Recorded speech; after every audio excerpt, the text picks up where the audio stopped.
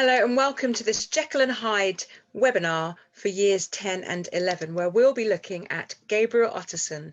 We'll be exploring some key quotations and looking at how they reveal character and reveal theme, and we'll be analysing them using subject terminology. Now, the first quotation is about his appearance.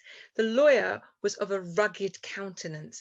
Now, as you know, in this novel, appearance and personality go hand in hand. So often what they look like suggests a character. So the fact that he was rough and rugged rather than smooth and clean shaven and elegant suggests that there's a sense of honesty, that what you see with Gabriel Utterson is what you get.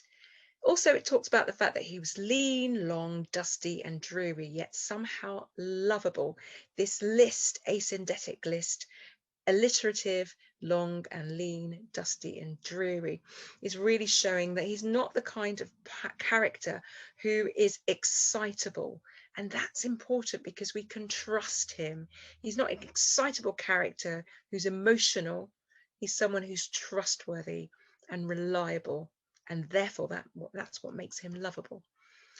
And the other thing that makes him lovable is the fact that he is tolerant and kind.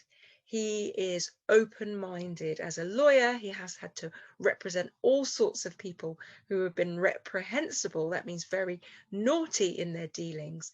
And he has a tolerance for others, and he lets his brother go to the devil. That means he's not going to stand as a judge. However, this is tested, and he does say in chapter 1, let us never refer to this again, is a kind of a gentleman's code of respect, not talking about other people's business.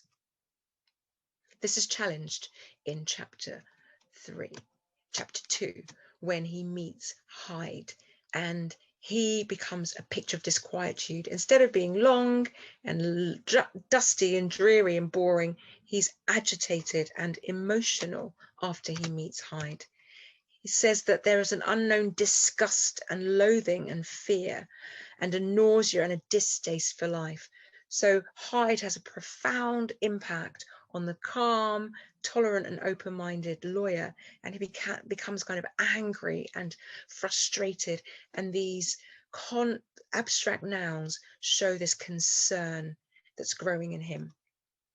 In chapter 6, after he's been given a sealed envelope by Hasty Lanyon after Hasty Lanyon's death, he comes to a moral dilemma. Should he open the envelope or should he leave it sealed because of the curiosity of this idea that Hasty Lanyon says about Jekyll's disappearance?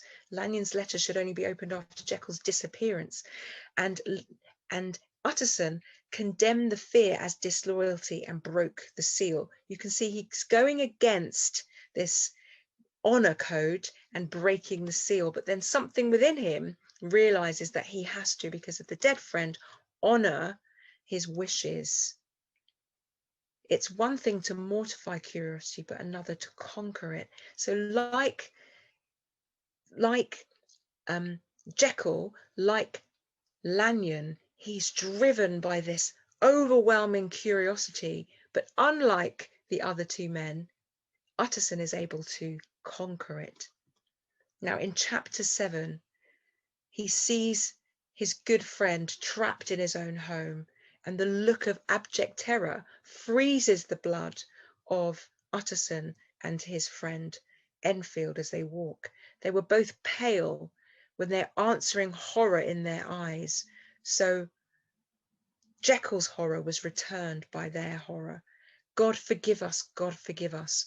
And the repetition and religious language shows a sense of guilt and helplessness. At the very end of the novel, the end for Utterson, the last time we hear about him, is a very different side.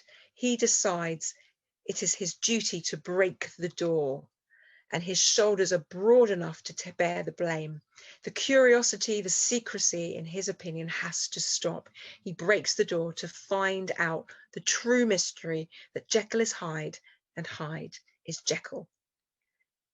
So Utterson is starting the novel as a distant, tolerant, open-minded character, and by the end he's taking the law into his own hands and being involved in unraveling the mystery. I hope that this has helped you. Thank you for joining me, and join me next time.